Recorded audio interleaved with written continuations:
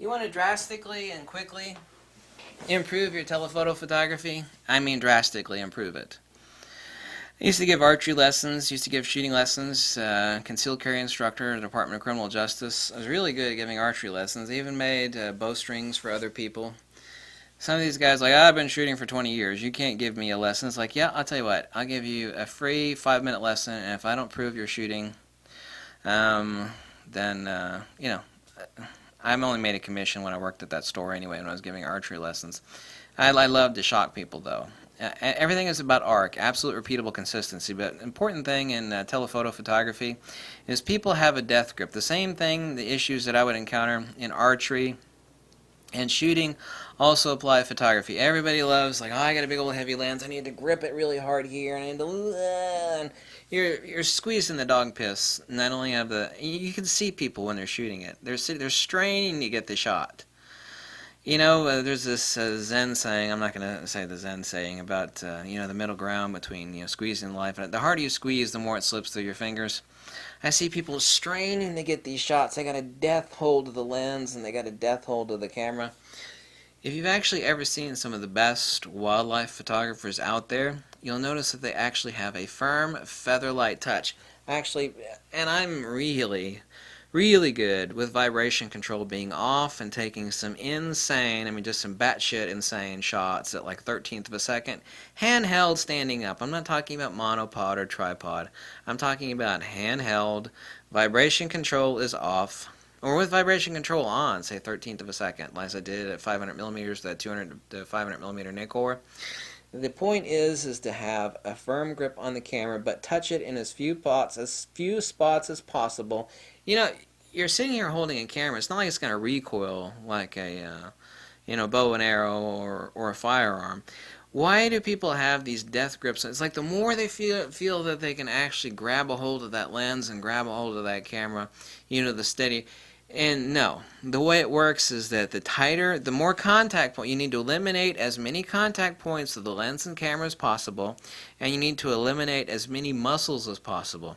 You see, even though your brain is actually sending signals to both your hands as far as holding the camera and lens go, you have muscles fighting each other, and when you could X out X number of muscles that are fighting between the lens and the camera, or even just one hand only, let's just say I actually wish I would not do this, even though this lens actually is lightweight enough that the camera mount can actually take it, even if I were just holding this with one hand.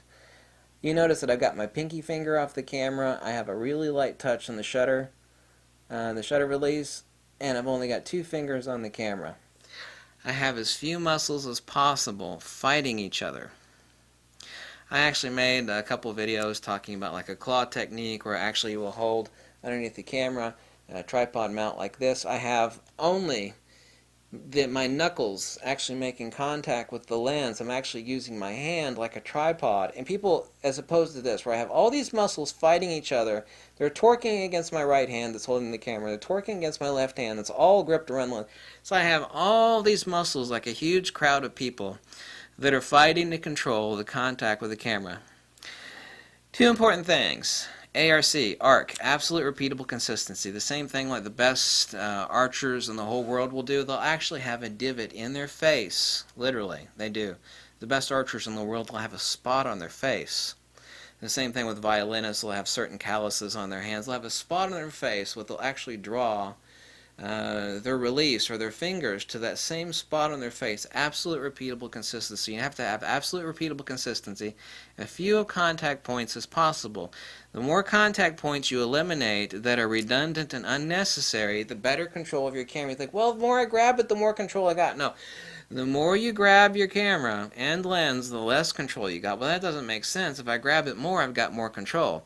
No, when you grab it more, all you've got is you've got more hold of the camera and lens. And then what you have is more muscles fighting each other like a crowd of people, all jockeying for control. Okay?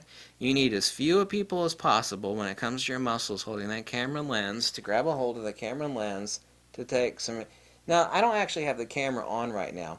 This is my absolute repeatable consistency. This is as few muscles as possible. Now, how steady, take a look right now, how steady am I holding this camera and lens? Did you notice that? I eliminated absolutely every redundant contact point between my hand and the camera and my other hand on the lens. I'm not going to drop the damn camera, even if the wind is gusting like crazy in my face. I'm not going to drop the camera or lens. ARC and as few contact points as possible. Absolute repeatable consistency. Okay, every time you do it, it's the same. It will become muscle memory. You don't sit there and grab the camera like this and grab the lens like this. See some people trying, like they're straining. It's like, you know, you got, even if you don't have vibration control, I don't care if you got vibration control or not. It doesn't make any damn difference. They're sitting there straining and they're just like, look at my. I'm gonna shoot like everybody else shoots right now. You see, no, you see the camera and lens shaking. I have all these muscles fighting for control of the camera and lens. They're going, no, I'm in control. No, I'm in control. No, I'm in control. No, I'm in control. I'm in control. I'm in control. Do you feel me? If you actually put that to the test, there's actually nothing to test. I'm 100% right. What I just said in this video is absolutely effing irrefutable. You will notice that you will have a steadier grip. You'll be able to shoot at slower shutter speeds. And you will have better repeatable consistency in your photography. Okay? Nothing I said in this video right now is refutable by anybody. It is undeniable. And if you put it to the test, like, you know, take 5 minutes out of your shooting when you're sitting on your back porch, you know, pointing it at the speckled-breasted woodpecker up in the tree there, and try this technique out. Okay? You will find that it works, and it works beautifully, magically, and perfectly. Okay? You can either adopt it or you can't. You can either take my advice or you don't. I don't care either way. But I'm 100% right, and if you try it, you will immediately realize that, yes, it works exactly like I said. Okay? Said the guy who used to give archery and shooting lessons. I might actually know something. I might. Yep. I might indeed. I see this comment all the time on these various other websites. I've seen that guy's videos. I hate him, but I took his advice on something and it works. I don't know how many times I've actually encountered that, like on other websites. Like, I've seen that Ken guy's videos and I think he's a total asshole. I don't like him at all, but I did one thing and he gave a tip on and it totally works and I totally use it. And I'm like, you know. They're like, one breath they'd say how much they hate me, and then the next breath they're like, I totally did what he said and it totally works just like he said. I'm like, yeah, okay, there we go. That sounds like me. It's like, I hate him, but what he says works. It's like, well, what a bunch of hypocrites, right? Oh my God.